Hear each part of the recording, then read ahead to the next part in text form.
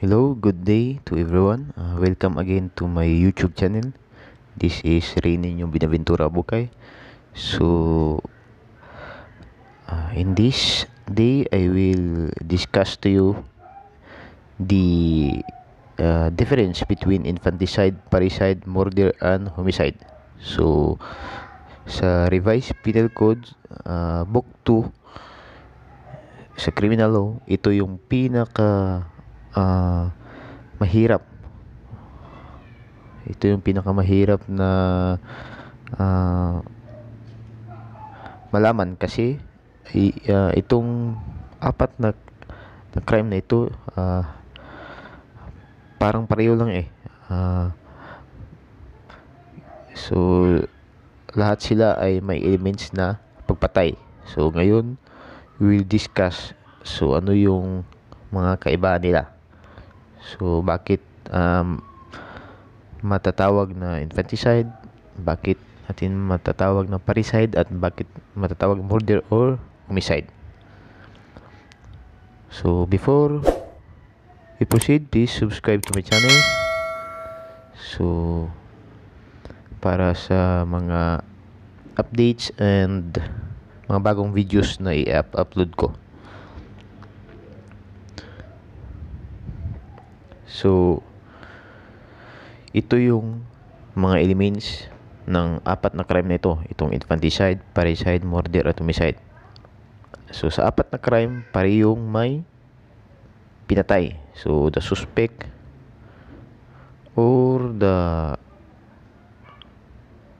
suspect killed the victim. So that a child, for example, nitong infanticide, that a child was killed. Then dito sa parricide, a person was killed. Pareho din sa murder at homicide. So sa lahat ng elements, yung pinakaunang elements nila is may pinatay na tao. So second elements, ito yung mahirap na. Mahirap na kasi dito natin makikita ang kaibahan nila. So sa infanticide, kung ikaw yung kung ang tanong, di ba? Kung ang tanong ay may pinatay na tao, so ang ikalawa mong hahanapin na elements sa crime. So for the benefits of yung mga hindi pa alam ano ang elements, pala is ito yung mga requisites na nag-qualify kung saan na consummated or nagawa talaga ng buo ang krimen. So ito yung elements. So sikan na makikita nyo or hahanapin nyo kung may pinatay na tao is ikalawa. Pinakauna is ihahanap mo or hahanapin mo yung edad, kung ilang taon na. So if the deceased or yung pinatay na tao is a child, di ba? Bata siya. Then less than 3 days or 72 hours of age. So infanticide ito.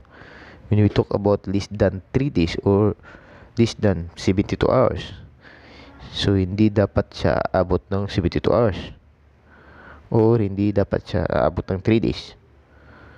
So ang pinaka maximum niya is 2 days and 59 hours, 59 minutes and 59 seconds. So ito yon. So hindi dapat aabot ng 3 days.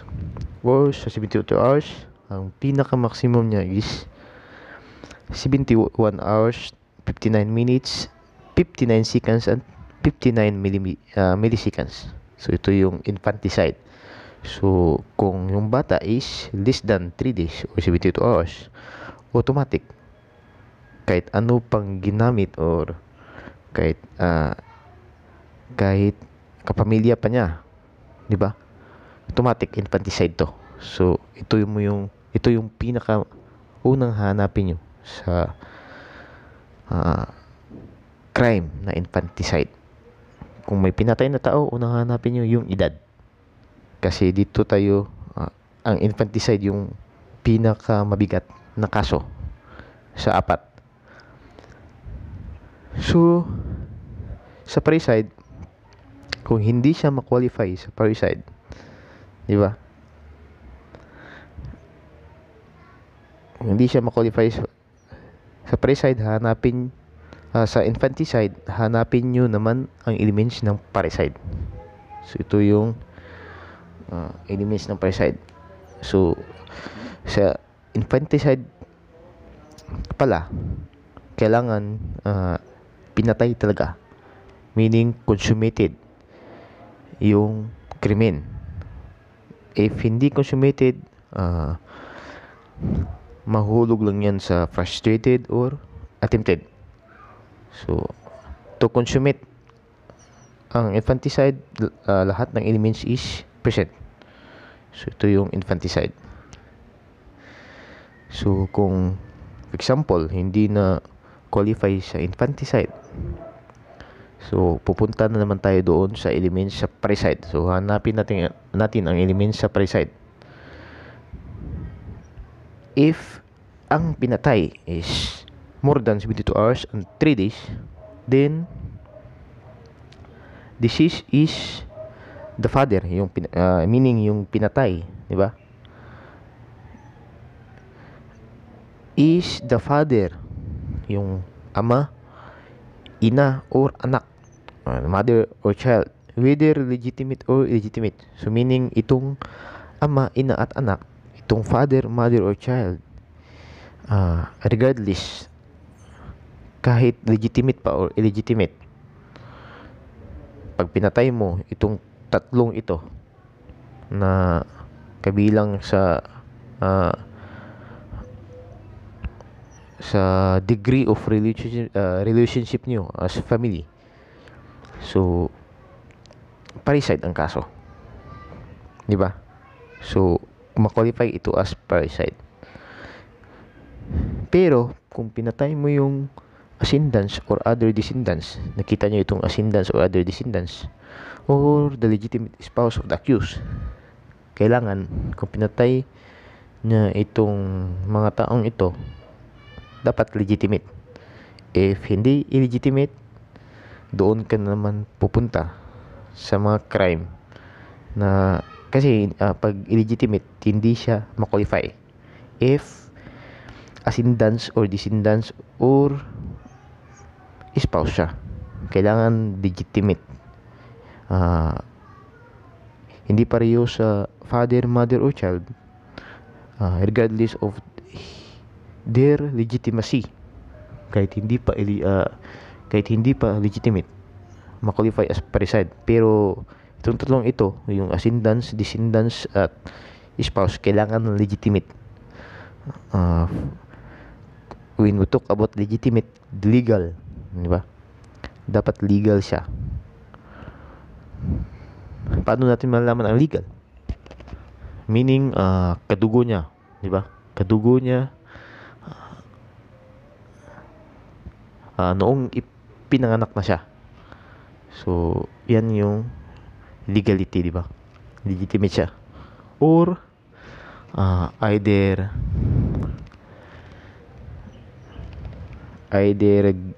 inadapt, di ba?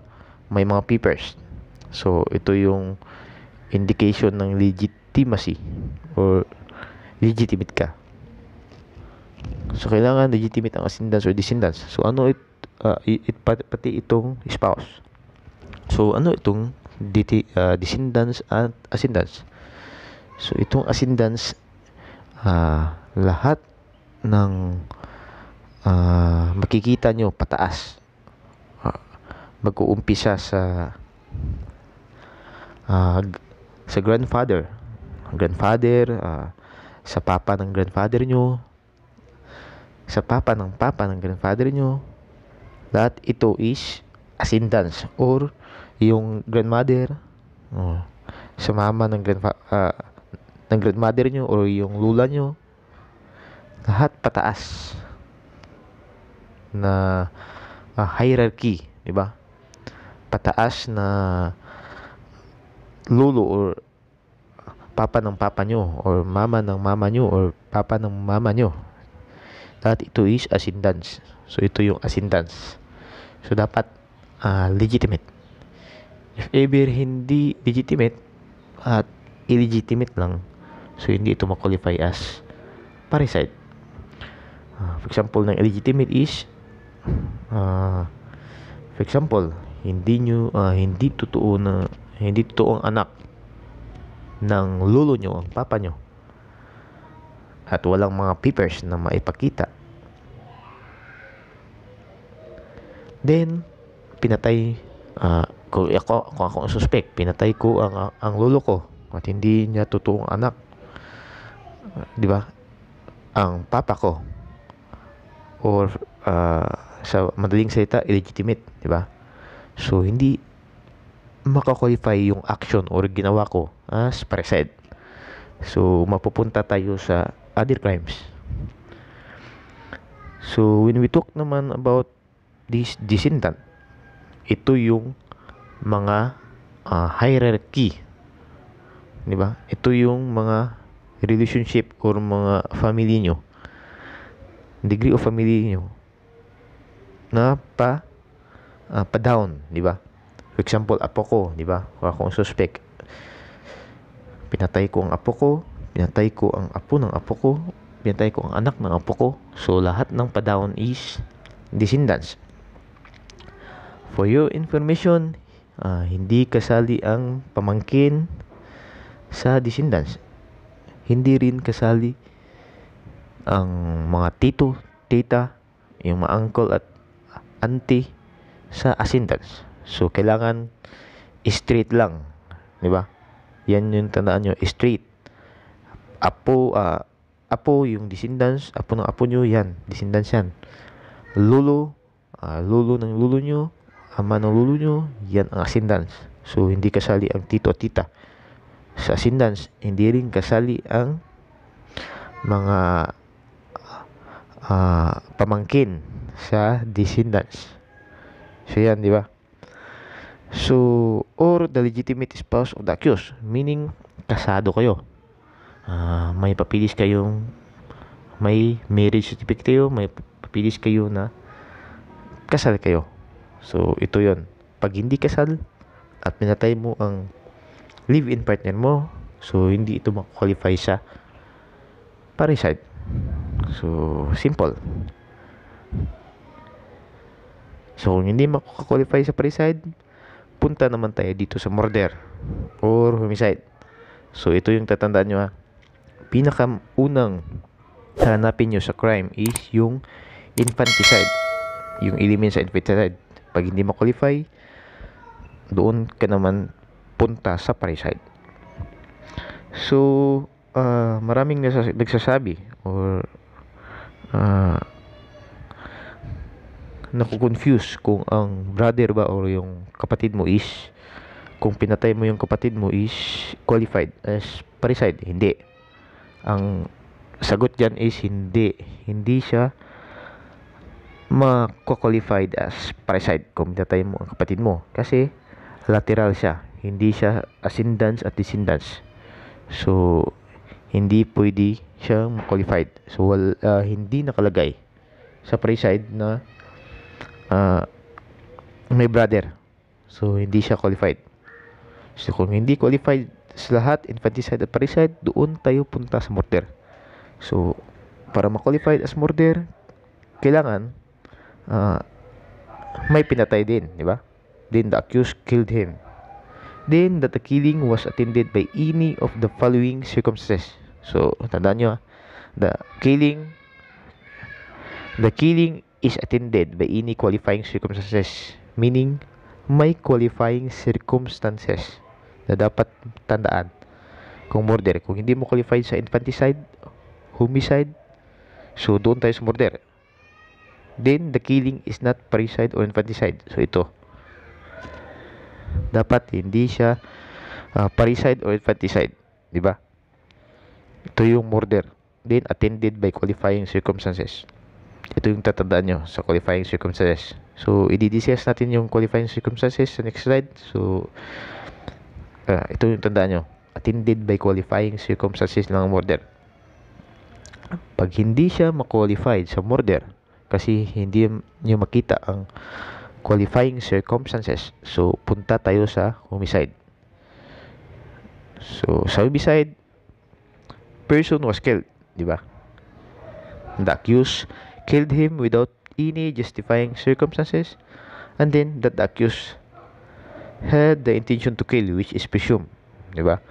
That the killing was not attended by any of the qualifying circumstances of murder, so hindi siya murder, hindi rin siya ma-qualified as parricide, at hindi rin siya ma-qualified at sa infanticide. So, doon siya mahuhulog sa homicide. So, maraming nagsasabi na yung kaibahan ng murder at homicide is yung homicide walang intention. For your information, kahit magtanong pa kayo sa mga abogado, di ba?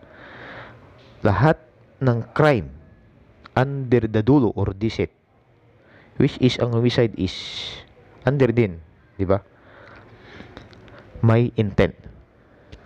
So tandaan natin na ang elements ng dulo, so itong mga crime na ito may freedom of action. Ikalawa is intelligence at ikatlo ay intent. So itong homicide is may intent. So fake news yung nagsasabi na yung homicide is walang intensyon. May intensyon ang pagpatay sa homicide. So siguro yung sinasabi nilang walang intention is under the culpa, meaning ang culpa is fault, di ba?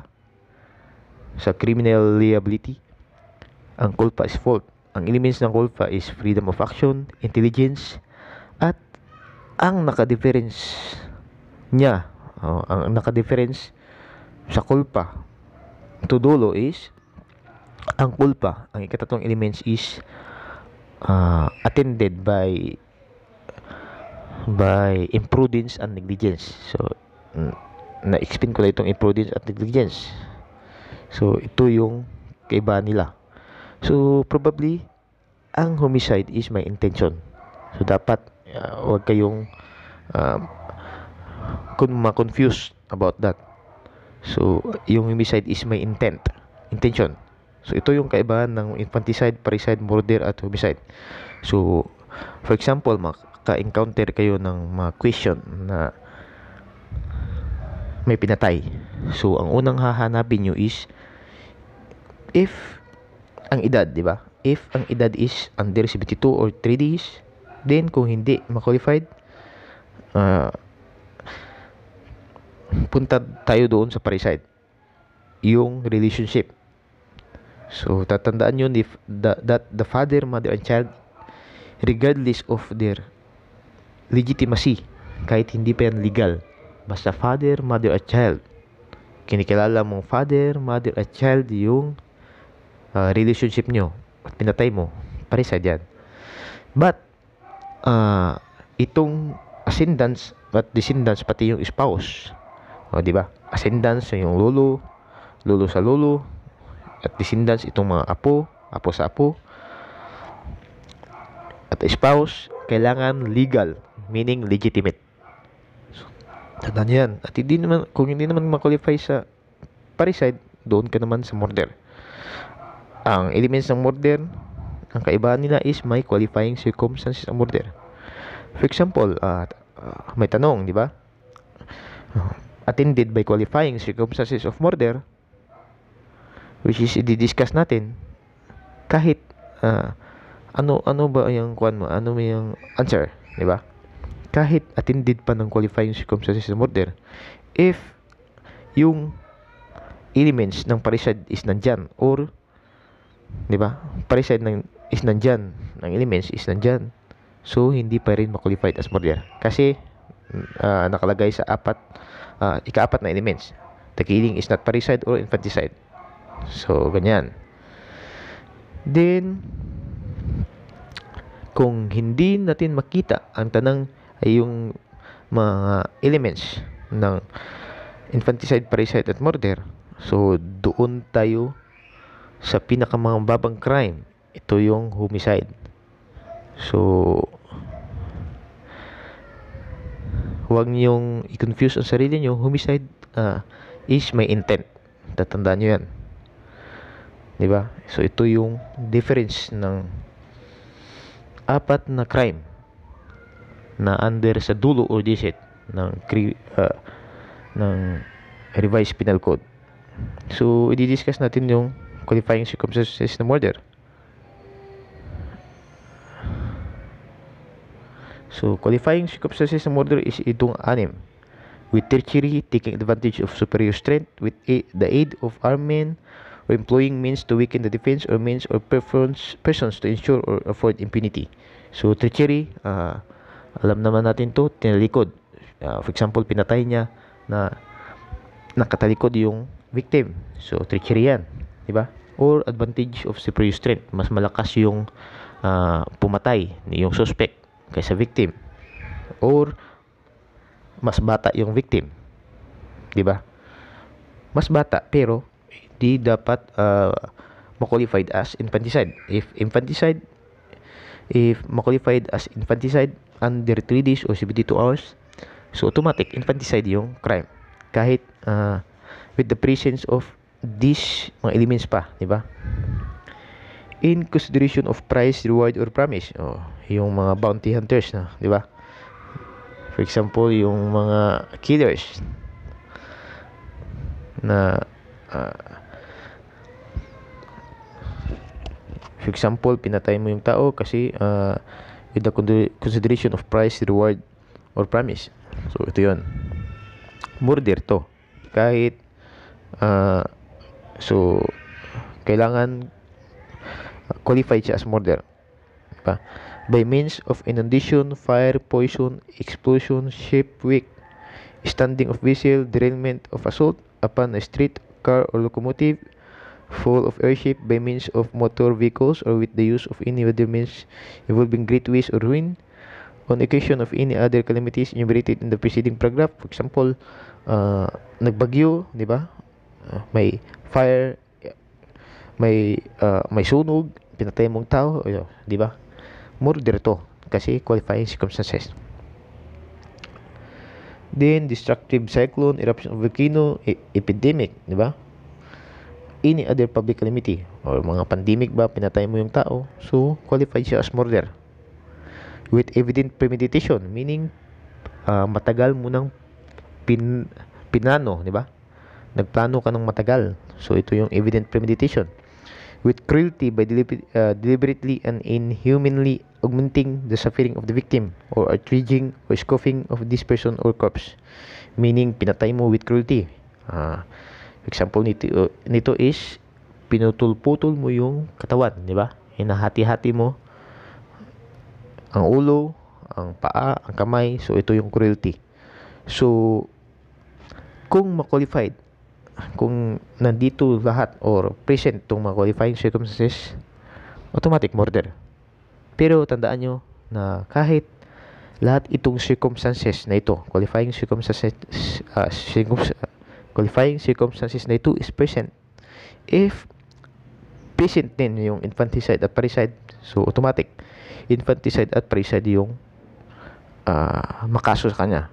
So infanticide at parricide yung kaso niya. So ito yung mga qualifying circumstances. So ito yung kaibahan ng apat na crime. So pwede nyo itong i-screenshot para makita ninyo. So ito, pag hindi qualify, last na napagpatay is infanticide, di ba? Kung hindi qualified sa infanticide, parricide. Kung hindi qualified sa parricide, murder. Then ang pinaka